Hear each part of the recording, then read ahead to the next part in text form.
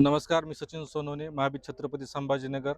महाबीज अकोला आयोजित शिवार फेरी रब्बी 2026 साठी जालना विभाग आणि परभणी विभाग या विभागातील सर्व जिल्ह्यातील मोठ्या प्रमाणात शेतकरी बांधव आज इथं उपस्थित आहेत.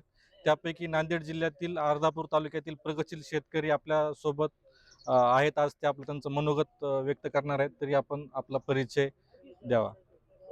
माझं नाव प्रवीण विठ्ठलराव देशमुख, राहणार पारडी, तालुका अर्धापूर, जिल्हा नांदेड येथील शेतकरी आहे मी. आणि आपल्या इथं आता मी माझ्या केळीसाठी आणि माझ्याकडं जवळपास एक 10 एकर एरियावर केळी आहेत आणि 7 एकर एरियावर टरबूज आहे. त्याला मी ट्रायकोडर्मा, तुमचं PSB, त्याच्यानंतर एक NPK वगैरे हे वापरलेलं आहे. की आता कसं आहे, हे वापरलं कशामुळे की आमच्या इकडे बुरशी रोग येत असते बरोबर केळीवर. आणि बुरशी रोगाला म्हणजे काय होते, ज्यावेळेस काढणी, आमच्या केळीची काढणी येईल त्यावेळेस ते झाडं पिकायला चालू होतात. पण 2 वर्ष, आता 2 वर्षापूर्वी हा रोग होता. गेली वर्षी आम्ही ट्रायकोडर्मा, तुमचं PSB आणि NPK वापरल्यामुळे त्या झाडं पिकण्याच्या याच्याचं प्रमाण जवळपास नसल्यातच आहे. आणि मी 2 वर्ष झालं टरबूज लावतो. जवळपास मला एक 7 एकर मध्ये 200 टन टरबूज झालेले. पण त्याच्यामध्ये कसं होऊ लागलं, वेलं मरू लागली टरबूज काढते वेळेस. मर येऊ लागली. मर रोग त्याला होता. म्हणजे जवळपास काढायला टरबूज आलं त्यावेळेस ते मर रोग येऊ लागला. त्याच्यामुळे फळं उघडे पडू लागली. वेल वाळून जाऊन नंतर मग आम्ही महाबीज सोबत कॉन्टॅक्ट केला. त्यांनी आम्हाला त्याच्याविषयी सांगितले की बाबा मर कशामुळे यायला, काय नाही, त्याला कंट्रोल करण्यासाठी हे तुमचं ट्रायकोडर्मा, PSB आणि NPK हे वापरा. तर आपण गेल्या वर्षी वापरलं, मी यावेळेस सुद्धा आता वापरलं. आणि आजही माझ्या इथं केळीला त्याची ड्रिचिंग चालूच आहे.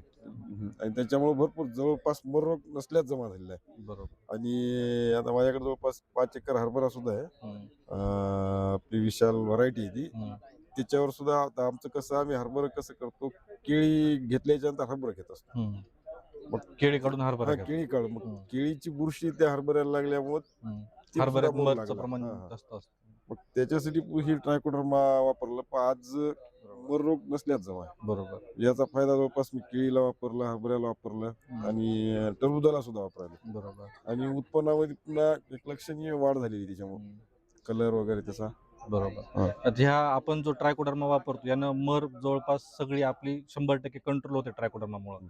पण आपण जे जैविक खतं देतो, PSB, KMB, अझोटोबॅक्टर, यामध्ये काय होतं की फळाची साईज असते ती वाढते, टरबूजची साईज वाढते. केळीच्या साईज मध्ये किंवा टरबूजच्या साईज मध्ये तुम्हाला काय फरक जाणवला? जवळपास साईज म्हणजे साईज पेक्षा आणि त्याच्यावर जे आता चकाकी, आता जे काही व्यापाऱ्याला पाहिजे, आणि क्रॅकपणा जी होती मध्ये तडकणं किंवा मग आणि चमक वगैरे, आणि फळाची साईज तर ती वाढलेलीच आहे. आणि याच्यामुळे चमक आलेली आहे, केळीवर असो किंवा मग टरबुजावर असो. त्या आणि वेल शेवटपर्यंत हिरवा राहिल्यामुळं.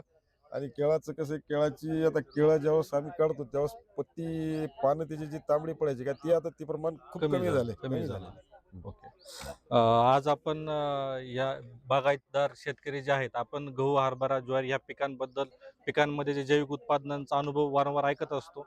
पण जी फळ पिकं आहेत किंवा भाजीपाला पिकं आहेत, यामध्येही या जैविक उत्पादनांचा खूप मोठ्या प्रमाणात फायदा आहे, हे आज आपण पाहिलं. तर तुम्ही याद्वारे काय बाकी शेतकरी जे फळ पिकं करतात, म्हणजे केळी, टरबूज किंवा द्राक्ष हे करतात, त्यांना काय मेसेज? माझ्याकडे हळद आहे 10 एकर. हळदीसाठी सुद्धा वापरलेले आहे मी. नाही करायला पाहिजे. जितक्या केळी, टरबूज, फळ पीक जे घेतात का, त्याने ट्रायकोडर्मा, तुमचं जे काही PSB, जे NPK ते सगळं वापरायला पाहिजे. वापरल्याच्या नंतर खरंच त्याच्यात फरक आहे.